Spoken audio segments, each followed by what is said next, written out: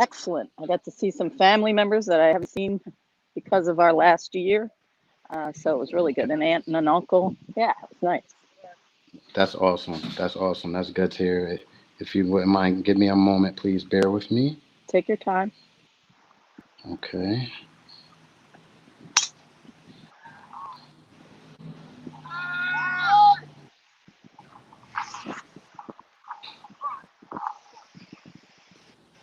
Okay.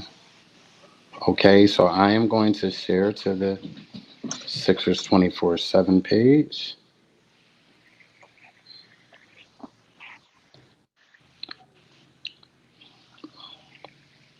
Okay.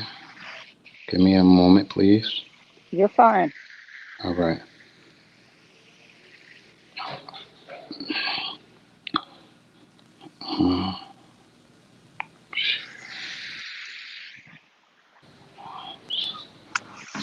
Okay, group.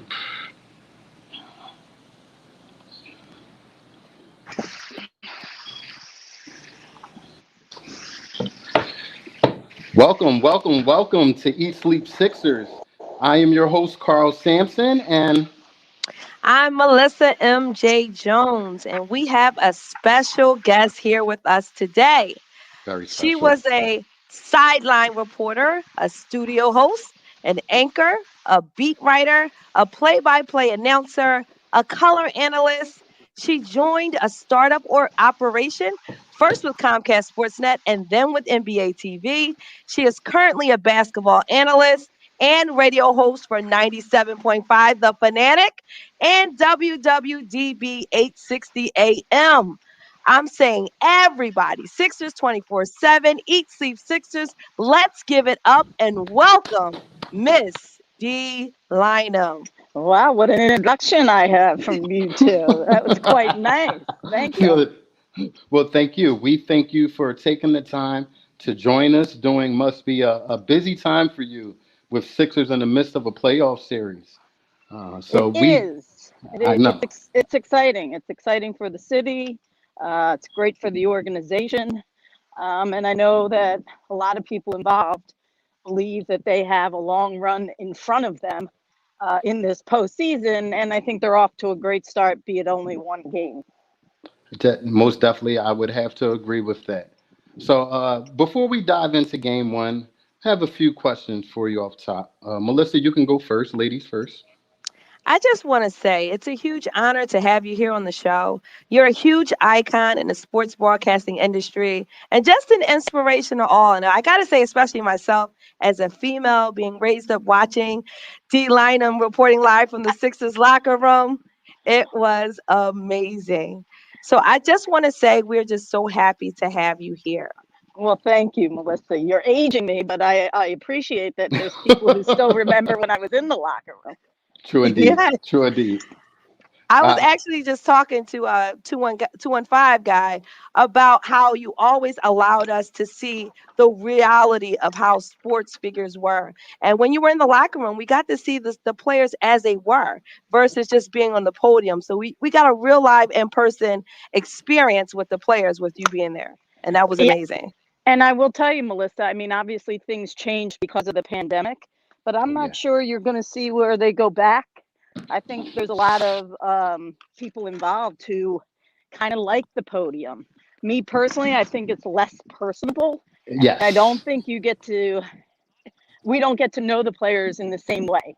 I mean, True. they know your name when you're asked, all right, D line, you're up next, and you ask a question. But, being on a Zoom is very different than seeing people in person. True indeed. True indeed. True indeed. Well, I'll have to ask a follow up question as far as that. Uh, Miss Lynham, if I may, who was your favorite personality over the years to interview? Who did you enjoy your time with the most? I get asked that a lot. And it's, when you do this for, I hate to say 20 years, I mean, the obvious answer is Allen Iverson. Most definitely. And why? Right. Well, because of the level of the player and the True indeed. personality, and that people associated my career with his career. True So, indeed. yeah, but there were plenty of people that I thought were lovely to interview, great to know. Kyle Korver, Lou Williams are two that come to mind. Aaron McKee, I loved. Blue. Yeah, so those are just a few. True, most definitely, most definitely. Now we're going to get into what we came here for to discuss. Game one. It was a closer game than we had imagined. Little close for comfort. I feel as though, but before I speak on how I feel, Miss Lynam, how do you feel about game one? Well, you say it was closer than anticipated. The spread was 7, and that's what it was. True So, indeed. yeah. Did they let them hang around? Yes. On their home floor, did Embiid get in foul trouble? Yes, but he also finished with 30 points. True Uh, indeed. so Tobias, probably stop people from talking about what he hasn't been able to do in the postseason the last couple of Yes. years with his 37, and he was great out of the gate, 28 in the Yes. first half. Yes. And, Ben, while he didn't shoot, 15 and 15 is pretty impressive. So I thought there were a lot of good things. I'm sure defensively, uh, they had a day off today, but I'm sure Doc would like not to have given up the kind of field goal percentage to the Wizards. But Ben did an unbelievable job on Westbrook, Oh and I yes. think and I think we should commend him for that. Oh, most definitely. Most definitely. Definitely. Most definitely. We like to give Ben his flowers on this show when we can because he's by far the most scrutinized player I feel like in Sixer history. For good reason. He's the number one pick. So guys are going to put the microscope on him a little bit more. But I feel like his defense has been unbelievable this year. Unbelievable this year, along with Matisse Thybulle. So we are blessed to have two elite defensive players. Melissa? What are your thoughts about Seth Curry and Danny Green? Their consistent shooting is going to be essential for these guys to, make it to where they want to go. Spacing is why this team is so much better. I did not like the construction of the roster a year ago, Okay. and spacing was part of that. True And indeed. the other thing, a lot of people said that Embiid and Simmons could never win together because they both want to be in the same place. And Doc Rivers is like, that's not true. You can win together Yep. because if Embiid's in the low post, Ben drives a lane, Embiid's defender has to make a choice. Do you want to leave him to go, stop Ben if he's going downhill and his defender needs help? Or if you stay with Embiid, Ben should have a layup. So I think they've worked really well this year, and I think you see that there's some pressures that have been alleviated from Ben because he understands that the organization truly believes in his game the way it is. Right, I right. I agree with that. I agree with that. So Melissa, you were saying? I was just thinking, I noticed that Doc used this particular lineup. I wasn't quite happy with it, but I wanted to see what your thoughts were when he allowed George Hill, Shake, Matisse, Toby, and Dwight in. And I believe that was the particular portion where we started to lose the lead. How did you feel about that lineup? Well, I mean, none of the lineups that he used the other night aren't lineups that he's used in the past. So, and he's been adamant all through leading, the week in between the end of the regular season and the playoffs that he was not afraid to use his rotation exactly as he had in the regular season, and he wasn't afraid to go 11 deep, and that's exactly what he did. So, will they make some adjustments? Probably. I think everybody does because that's what the playoffs are. It's a chess match. True Um, indeed. yeah. So Tobias had it going on. I think they need Shake to be productive. So it was Tobias, Dwight. I mean, Dwight's going to back up Joe. So yeah, I got no problem with that. Danny was out there. Yeah, to be honest, it didn't stand out. I mean, obviously, people always look at when was the lead lost and what led to the lead being lost. Yes. Uh, but I like to look at overall, right? So you shot twice as many free throws as they did. You had fewer turnovers than they did. You had two 30-point scorers in the game, and Ben gave you 15 and 15. I mean, I didn't see a lot that I didn't like. Okay. Okay. I was wondering about Tyrese Maxey. I know he didn't get a lot of tick in the game, but do you think he should get a little bit more, or what do you think? Well, I think what they tried to do was prepare him that, you're not going to you probably won't see minutes in every game. I think that's he and Furcon both. Um, and, playoffs are about experience. The value of experience. You probably could ask Matisse Thybulle, and he would tell you a difference of 1 year, what it means to him right now, being in the playoffs, having been there last year. So I think Maxi will get, some time, but don't expect him to be a difference maker. True indeed. True Okay. indeed. Are you concerned a little bit as far as Furkan Korkmaz, being that he had that time off towards the end of the season, and do you think it might take him a while to get back in the groove? Well, he has had.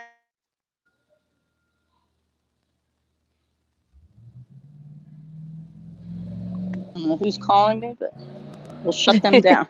It's Um, okay, It's Dave. okay, Dave. so again, Tyrese and Furcon to me, they're like the bonus points of this. The nine people ahead of them are the core, and they will be, if you get to the Eastern Conference Finals, it'll be because of those nine. True indeed.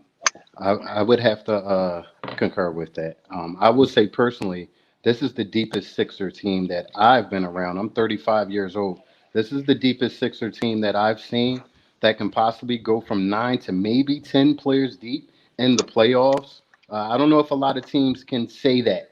And I think that would be one of the reasons, besides Joel Embiid and Ben Simmons, that would be one of the reasons. And I'm sorry, Tobias Harris. He's been overlooked too much. So we definitely want to give Tobias his flowers on this show.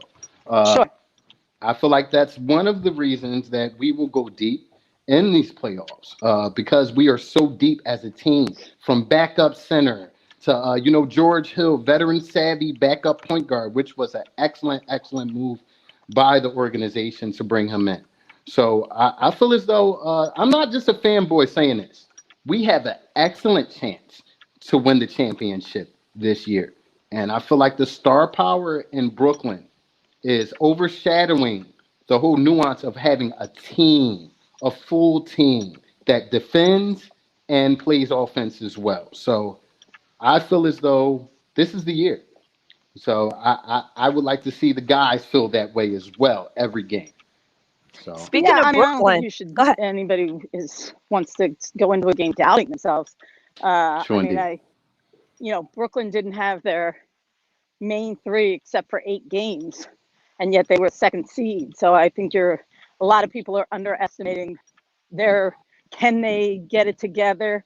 I think their second half the other night was pretty It's telling and crazy. very It was impressive. crazy. It was Yeah. crazy. So It was crazy.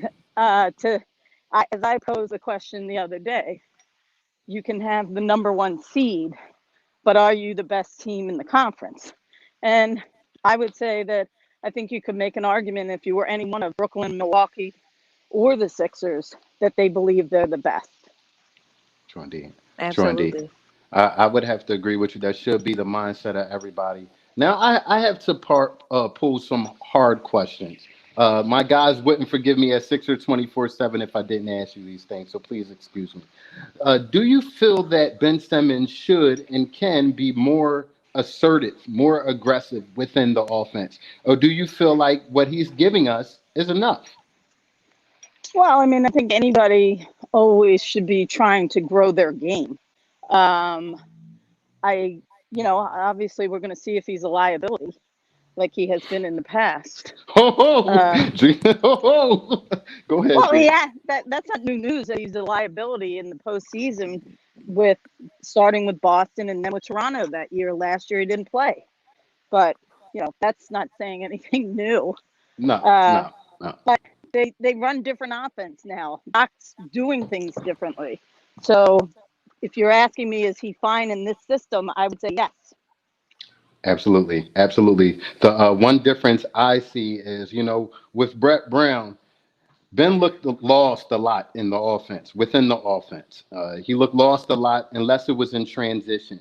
I feel like Doc Rivers has done a great job with hiding Ben's deficiencies, with dropping him to that lower block where he normally has a mismatch being the point guard, and making him somewhat of an attention. Making teams pay attention at least to his size. If you can't pay attention to his shooting, you need to at least respect his size. So I think Doc has done a great job at that.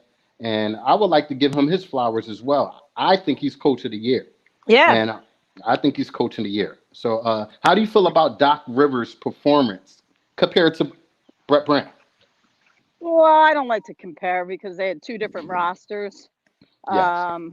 Brett went through a rebuilding, obviously, that, Yes.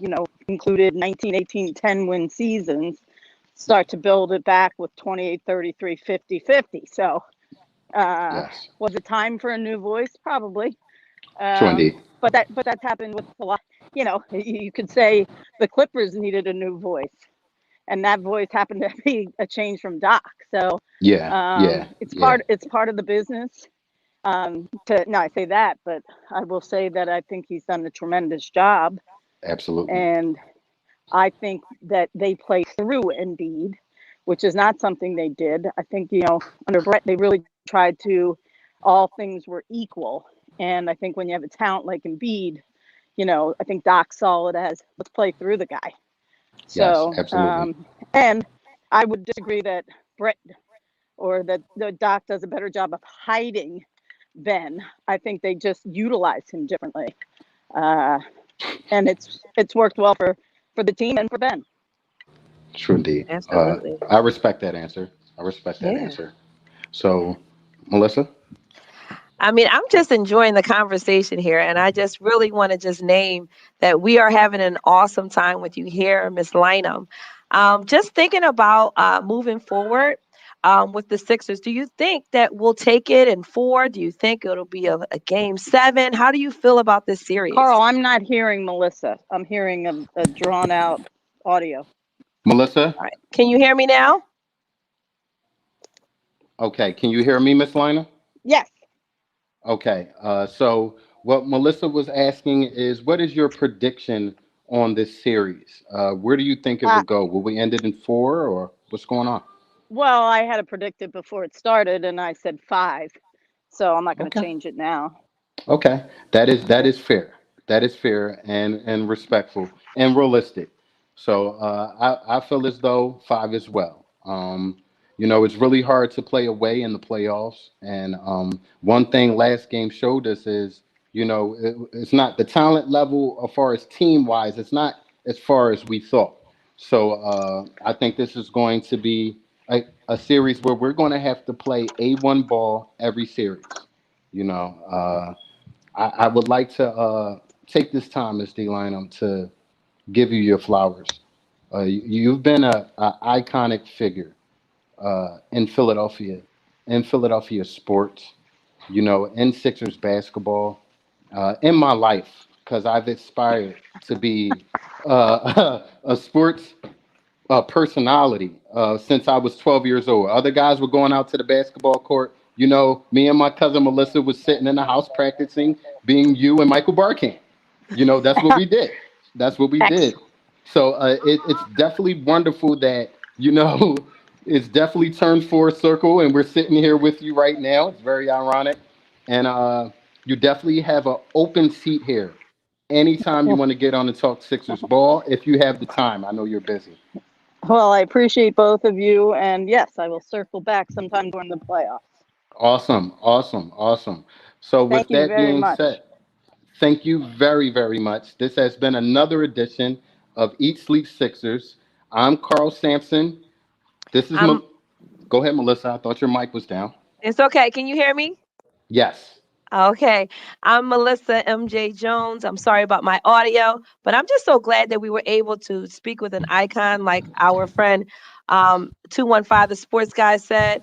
We had a great show tonight, and we're so excited to see you guys come back on Eat Sleep Sixers for game 2 on Wednesday. Philadelphia 76ers versus the Washington Wizards. Let's go. See you guys.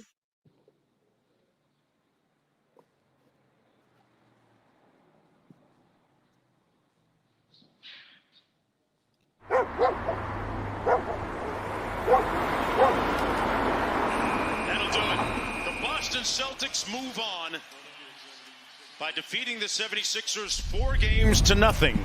The first ever sweep in 15 playoff series between these two squads. Maybe that's it. Maybe it's over. Joel, you need to take it serious. You don't take your training serious. You don't take your nutrition serious. You don't take the game serious. Hinkie had to do this whole process and go through sports hell. They haven't gotten better as a team. Al Horford is nearly untradeable. This gave me another center for $25 million a year, and I have 16 power forwards. Ben Simmons hasn't improved. One of the most disappointing teams of the last 20 years. Sixers have reached a deal with Doc Rivers to become their new head coach. We have to learn how to win. We've proven here that you can do a lot of winning and win a lot of games, but we have not proven yet to be the winner. Daryl Morey will take over as the president of basketball operations with the Sixers. The new Philly GM traded Al Horford and his big contract. Daryl Morey's like, gosh, let's go get a couple of shooters. And he does it in an hour. Now he has Seth Curry and Danny Green and real spacing. Tyrese Maxey. We have two young superstars in their prime. You want to put around them guys they can build with. I'm just riffing, baby. Ben is special, man. When he gets the ball in the open floor, there's very few like him. There's some guys that passed on Tyrese that are going to regret it. Every time the ball left Seth Curry's hands, I said, that's good. Embiid has a chip on his shoulder right now who wants to really prove himself again. Now we have a new opportunity. We have new guys on the team, new leadership, and I think we can go all the way. Boy, they're going to be a dangerous team.